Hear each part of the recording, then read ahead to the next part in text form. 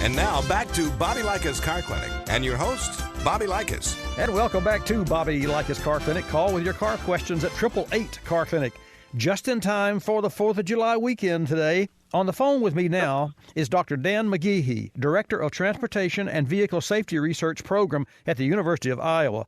Dr. McGehee holds adjunct appointments in 3 departments: mechanical and industrial engineering, occupational health, and emergency medicine.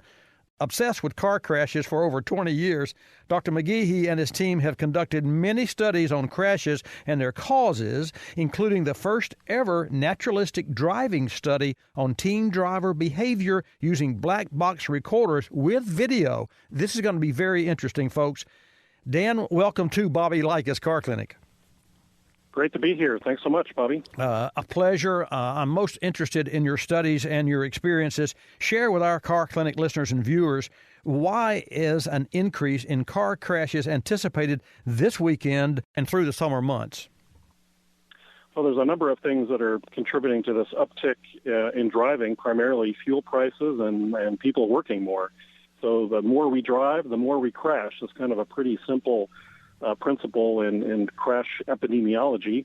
So that's really what we're looking at this weekend, is that a lot more people are going to be on the road. Well, if you would, share some of the life-saving techniques that perhaps our Car Clinic audiences can use while they're out and about this weekend. Well, I think what's exciting is to see that there are many new technologies that you've talked about on your program a number of times. We're really taking a look at some of the new car technologies that we've developed over the years at the University of Iowa, along with our car industry colleagues. Everything from new technologies like adaptive cruise control that provide, some additional braking and things when we get a little distracted behind the wheel, lane tracking systems. There's a lot of new technologies coming out on our cars that are really going to help reduce those crashes in the future. We're talking with Dr. Dan McGehee, Director of Transportation and Vehicle Research in the safety arena at the University of Iowa.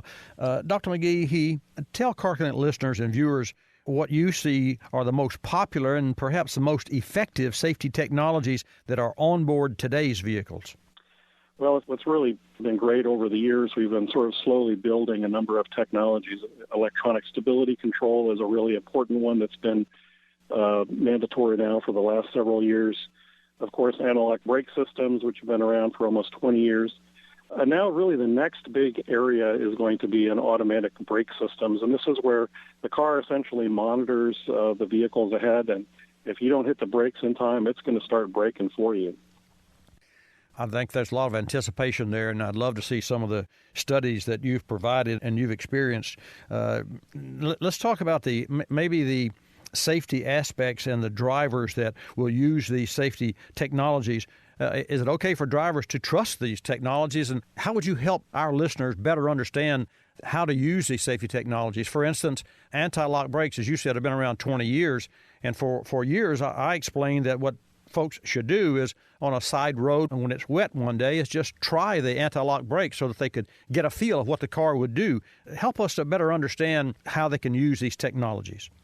Absolutely, and that's a great idea, and what I recommend frequently, depending on what part of the country you're in, your listeners may never really get into really feeling what anti-lock brakes is like. And I think last winter was really indicative of when we had snow and ice down in the south, some of the first time that people were able to feel anti-lock brake systems. At first, you think that your brakes have just failed, but you really got to stay with it, hold the brake down as hard as you can, and you'll feel that pulsing and some pushback. But like you say, go out on a slick day when there's no cars around on a straight road, flat road, and just stand on your brakes, and just so you can get into that anti-lock brake system. The same can be true for gravel. Certainly if you're in a snowy climate, get used to those kind of technologies. Dr. McGehee, I'd like to shift gears just for a minute. I know that there are so many people that have, and we've heard so much about autonomous vehicles. I couldn't let you go without asking you your input as to what autonomous vehicle technology will bring to the safety of vehicles. Well, this is really the exciting next chapter. And as I said, a number of these technologies have been building. I mean, 1958 was the first year that we had conventional cruise control. If you think about it, that's a form of automation.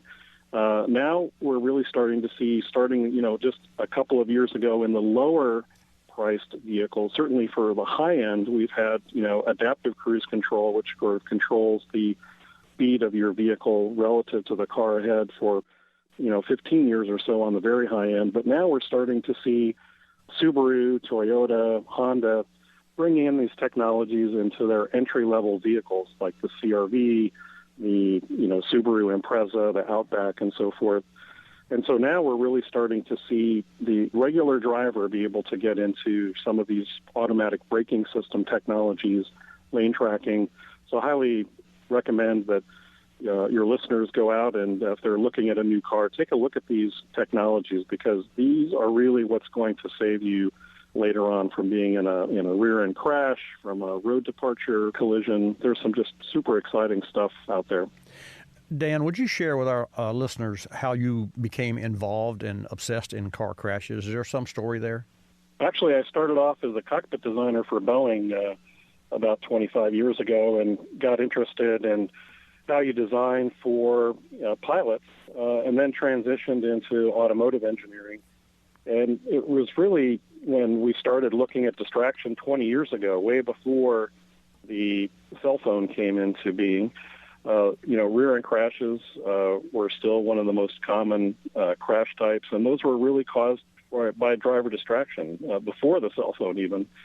And when you start looking at how we can prevent those through technologies, we have a $90 million driving simulator here at the University of Iowa, the National Advanced Driving Simulator, and I invite you to come out here and do a show from that simulator lab anytime. But it's really when we put people into these crash situations and develop technologies to help prevent those or reduce the speed of the crash that I became super interested in how drivers performed in those really awful situations. And then later, we developed technologies, these video black box recorders that you mentioned, where we could actually video the crash from the inside out. And this was really a revelation to really understand not only how drivers perform right up until the moment of impact, but also we're able to understand how badly injured they were. And that's some of the work that I do in emergency medicine is injury prediction in these crashes using these very sophisticated black box recorders. Let's shift one more gear and talk about V2V. I know that manufacturers and OEMs are working together. Is it correct to say that the OEMs are more in sync with the vehicle-to-vehicle crash avoidance than they otherwise would be using their proprietary softwares in that mode of operation? Well, the vehicle-to-vehicle communication is really going to be a complement to the next stage in automated driving. So when I talked about the automatic braking systems of today, those use sensors, camera systems, radar systems within the vehicle. The next step is really to start to communicate between those vehicles so that brake light, the braking of the mechanical system is transmitted to the car behind. And then drivers and the cars can respond much more quickly in those emergency situations. So the vehicle-to-vehicle communication, the vehicle-to-infrastructure communication, and so forth is really a nice complement to the vehicle's own sensing technologies they're quite sophisticated, but this is sort of that extra margin of information that we want to bring into the vehicle. It's very interesting and very noteworthy, especially for this particular weekend, July the 4th. Dr. Dan McGehee, just one more question before I let you go.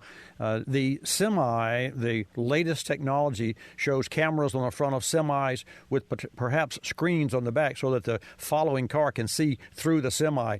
Do you think we'll see that on America's highways? Really what you see from that particular vehicle is a technology that, the Volvo XC90, the 2016, which we just received as one of our latest lab cars as a technology demonstrator. That technology is essentially on the road in a number of different forms. And what we're really seeing is the manufacturers connecting the dots between these technologies. So for that particular truck, we see adaptive cruise control paired with lane tracking technology, and then you essentially can remove your hands from the wheel for a little bit longer. The Volvo XC90, just last Friday we received the 2016 model. I was able to drive in a rural environment, essentially completely automated, for about 20 minutes in stop-and-go traffic. So the technology is here. It's working. Drivers have to understand where it works and where it doesn't. And this is one of the things that we're doing with this national education campaign called mycardoeswhat.org. And so that drivers can go and look at each of these technologies. We have videos, explainers, all sorts of things that I think would be of interest to your listeners, some of the things that you talk about frequently on your program. So there's some exciting stuff with these trucks, and we'll see how they play out. Well, certainly we will, and I appreciate your time. Again, folks, that website is mycardoeswhat.org, and with us was Dr. Dan McGehee, Director of Transportation and Vehicle Safety Research Program at the University of Iowa, and we just may have to take you up and come out to Iowa one weekend and share more information of what the programs are going on there at the University of Iowa. Dr. McGehee, Dan, thank you so much for your time and for sharing the latest and greatest safety technology with Car Clinic listeners. Thanks very much, Bobby.